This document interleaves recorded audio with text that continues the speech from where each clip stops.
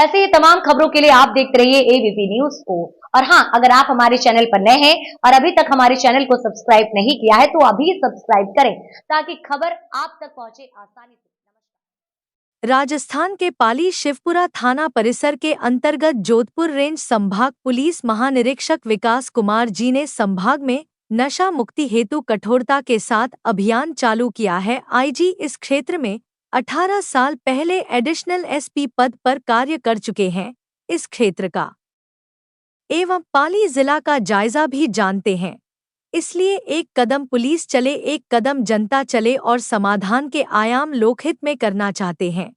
अफीम डोडा जैसे रिवाज को जड़ से उखाड़ फेंककर नशामुक्त प्रदेश करना चाहते हैं। पुराने जमाने में लोग किसी के घर उत्सव सम्मेलन विवाह शादी पर पैदल बैलगाड़ी ऊंट इत्यादि से आते थे और थकान होती थी, तब थकान मिटाने हेतु इसे कुछ मात्रा में मनवार के रूप में दिया जाता था। इसी तरह युद्ध भूमि में जाने हेतु एवं तनाव को दूर करने हेतु सभी तनाव मिटाने हेतु मद्यपान भी किया जाता था। धीरे धीरे यह आम बात हो गई है। इन कुरीतियों से बचाने हेतु जनता को कई माध्यमों से आईजी पुलिस विभाग जनता को जागरूक करने में लगा। पुलिस विभाग की सहायता करें और इस अभियान को आप और हम सभी मिलकर इस बुराई को मिटाना है। मेरा राजस्थान नशा मुक्त हो, मेरा भारत नशा मुक्त हो।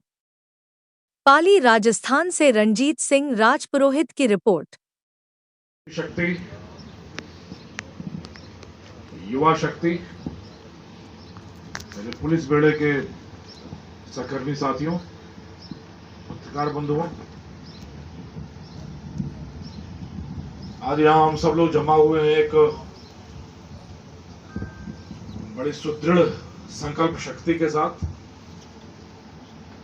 कि अपने समाज से नशे को निर्मूल करें, जड़ मूल से उखाड़ फेंकें और एक नशा विहीन, नशा मुक्त मारवाड़, नशा मुक्त राजस्थान का पुनरुद्धार करें। इस दानव को समाप्त करें जो हमारी पूरी एक पीढ़ी को समाप्त कर रहा है। न जाने कितने घरों में अंधेरा कर दिया, कितने परिवार उजाड़ दिए, कितने ठेकेदार पनपा दिए जो काली कमाई कर करके समृद्ध हो गए। एक आदमी समृद्ध हुआ और 100 घर टूट गए। तो मैं 10 मिनट में अपनी बात कहूंगा आप लोगों से। 10 मिनट तो सुन लेंगे आप लोग जी। सबसे पहले तो मैं शिवपुरा पाली सोजत के आए सभी महामनाओं का स्वागत करता हूं, आभार व्यक्त करता हूं यहां आने के लिए। आप लोगों में से पूर्व के वक्ताओं ने कुछ कहा भी इस चीज को कि मेरे तो पुलिस का उपनयन संस्कार यहीं सोजत में ही रह के हुआ था। मेरी पुलिस की संस्कार स्थली, प्रशिक्षण स्थली यही थी पाली में। सोजत में एएसपी था और तब मैंने एक कहरा सीखा था कि पुलिस चाहे तो एक कदम चल सकती है, जनता चाहे, समाज चाहे तो एक कदम चल सकता है, लेकिन दोनों मिलकर चाहें तो 11 कदम चल सकते हैं। और आज मैं 11 से आगे 101 कदम चलाने आया हूं आपको। 101 कैसे है वो अंत में बताऊंगा।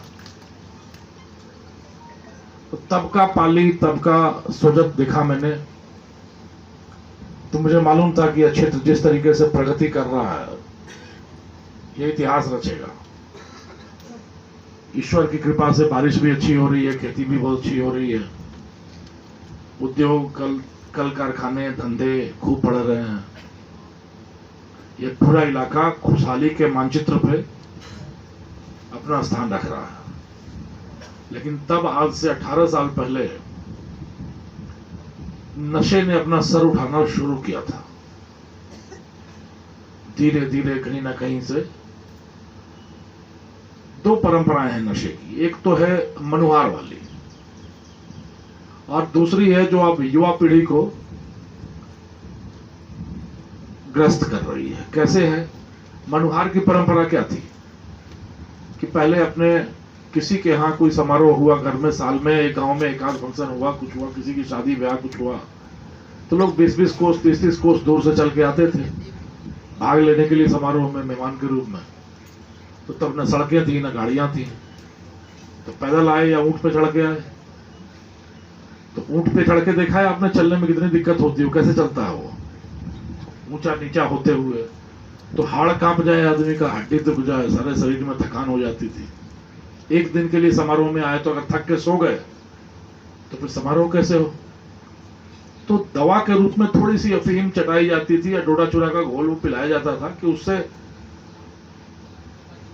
थकान दूर हो गई, दर्द कम हो गया, थोड़ा सा एनर्जी सी मिली। एक बार की बात थी, मिली तो अब थकान दूर हो गई, समारोह में आपने भाग लिया, खूब आराम से आनंद किया थकान भूल के।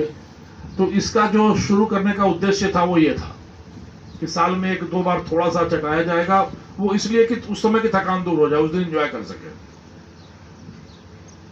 जैसे हेडेक होता है तो दवा खाते हैं, उस तरह की चीज थी वो, दवा के रूप में थी।